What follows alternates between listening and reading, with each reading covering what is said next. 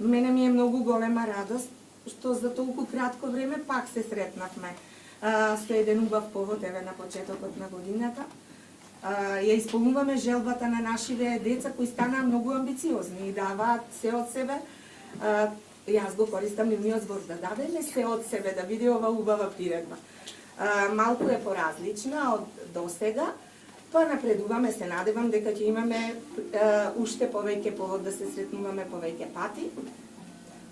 Ова е приказна која што ние многу често ја раскажувавме во тик-так, се вика и дадовме име зимска приказна, а таа е Добрата баба Зима.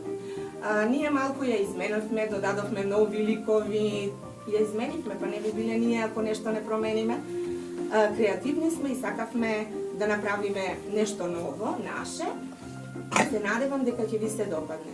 Сега просторов може би не е голем, стално тоа може би е проблем, може би во друга прилика, па која ќе стекнеме повеќе сигурност, ќе одиме и во поголем простор. Сега ја отворам оваа приредба и започнуваме. Еден аплауз.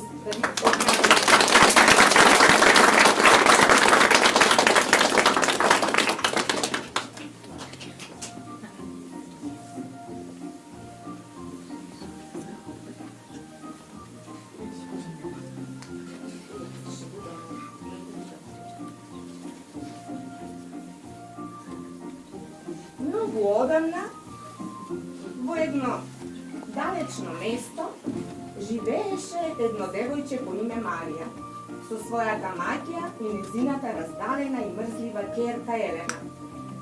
Татко и на Марија многу патуваше и таа ретко го гледа. Но Марија е вредно и весело девојче, знае убаво да плете. Во зима плете убави зимски шалови и капи и ги продава на пазар. Ова утро таа стана рано, како и обично, излезе во дворот да се подготви за работа. Добро утро! Еј, тука си! Гладна си ли? Сакаш ли малку лепче? Ајде, иди со мене. Што правиш тука, мрсливке? Ајде, Марија, побрзај. Оди на пазарот и купи убава волница. Треба да исплетеш повеќе капи и шалови, ни требаат пари. Тоа што минатата недела ко се работи беше малку, скоро ништо. Си станала мрзлива, знам јас, но јас работев колку што може. Ке плетиш и ноќе, но ке користиш само една свеќа. Да не ја разбудиш Елена, таа не може да спи од тебе, а изморена е милата таа. Добро, мајко. Ајде, тркнувај, што чекаш? Еве, веднаш. Да направам појадок за мојата мила керкичка Елена, ќе биде гладна кога ќе се разбуди. Ајде, тркнувај ти со мене. Марија отиде на пазаров, купи се што требаше. И се врати покрај стариот бунар да започне со работа. Купив се што треба. Сега да почнем со работа. Ке се седнам покрај стариот бунар.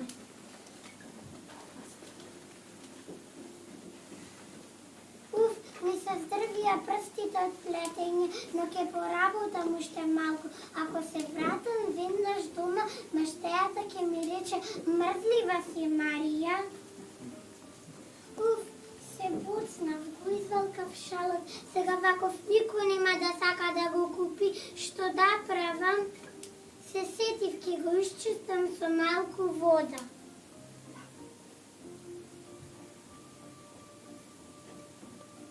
Но многу е длабоко водата, како да досигнам? Ми падна плеталото. Ке морам и јас да влезам во бунарот. Малку се плашам, но ќе морам да скокнам.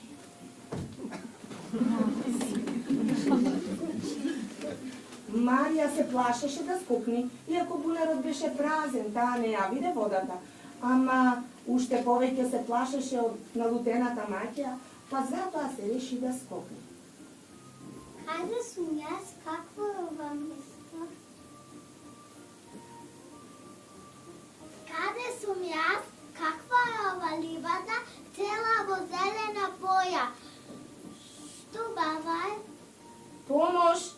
ми помогне ли некој? Кој зборува? Јас, јаволкницата. Те молам, добро девојче, истреси ги моите гранки. Многу ми тежат јаволката. Ќе се скршат. Те молам. Помогни ми, можеш ли? Лесна работа. Еве веднаш.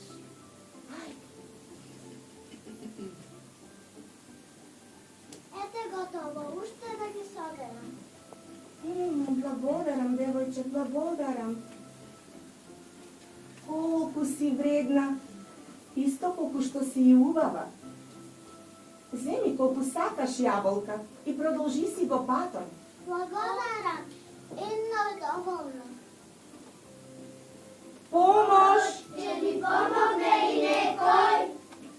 Кој зборува пак сега? Ние, лепчињата. Те молиме, добро девојче, извади не од фурната. Веќе сме готови. Изгориме. Лесна работа. Еве веднаш.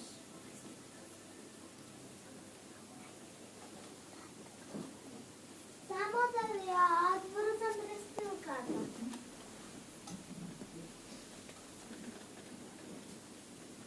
Шешко. Еве едно, еве едно, еве готово. И благодариме. Добро, девојче. Земи колку сакаш, лепчиња, и продолжи си го патот. Благодарам. Едно е доволно. Но каде да одам сега? Каде да го најдам патот за дома? Сонцето зајга и скоро ќе се стегне. Ќе одам наваму, може би некого ќе сретнем.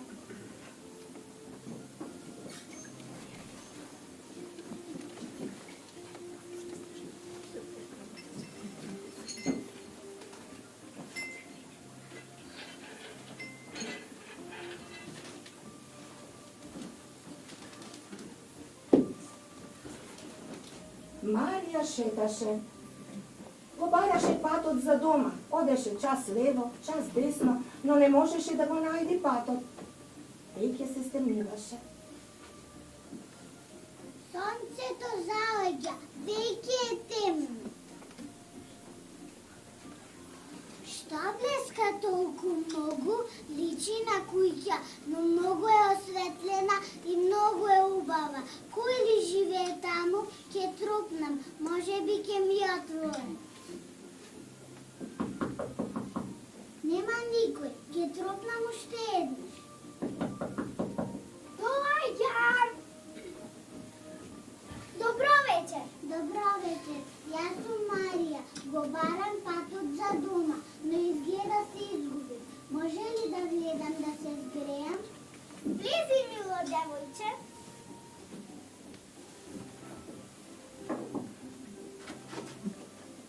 Повели, седни. Само што сакав да се напијам топол чај. Ќе пиеме заедно, така е поубаво, нели? Да.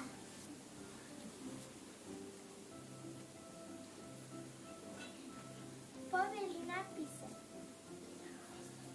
Земи и од колачите со цимет. Многу се вкусни. Викај ме Баба Зима. Баба Зима? Да, јас сум таа, дедо Мраз е на пат. Знаеш, тој има многу работа. Се ближи новата година. Но јас до тогаш сум сама. Би сакала ли да станеш тука да ми помагаш? Работата не е толку тежка. Само треба да ја средуваш мојата соба, да ја проветруваш постелнината. Ох, многу би сакала. Овде е толку убаво, но не знам, ќе ме чекаат дома. Не грижиш се за тоа. Јас ќе ми испратам писмо. Па тогаш остани. Сега ела да ти ја покажам твојата соба, а утре ќе почнеш со работа. Марија отиде со Баба Зима и беше многу убаво. Се радуваше што ја покани да ја биде гостинка. Таа спиеше во својата убава соба, а утредента стана рано како и обично, и влезе во собата на баба Зима. Колку убаво спие. Колку е убава собава, целата во бела и црвена боја. Да ја истресам по станината. Ох, колку е високо, одат да се гледа целата долина, дури и моето село, и мојата куќа. Колку чудно. Што е ова, кога ја тресам по станината, паѓа снег. Колку убаво сега децата, сигурно многу се радуваат. Колку повеќе тресам, толку повеќе паѓа снег. А сега да избришам прашина. Но овде нема прашина, се е толку чисто. Ете, се е готово. Тогаш пред да ја наместам постелата, уште малку ка ја истресам, да го завадне снег повторно. Марија, појадокот е готов, доаѓам. Кога би можела да останам тука за секогаш. Толку е многу убаво и баба Зима е толку многу добра. Идва и чекам да го запогнам и да домраз. Да одам веќе, да не ме чека баба Зима. И така Марија остана кај баба Зима подолго време.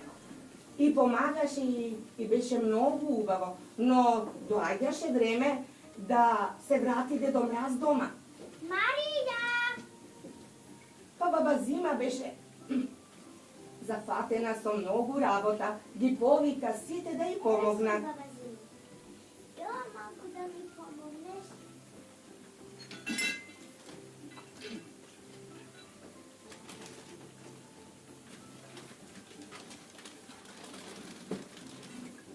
Прво ја среди собата, а потоа ги замисли убавите колачиња што Дедо Мраз многу ги сакаше. Џуџиња, донесете дрва и вода за чај. Се е готово и колачината се готова. Само уште чајот.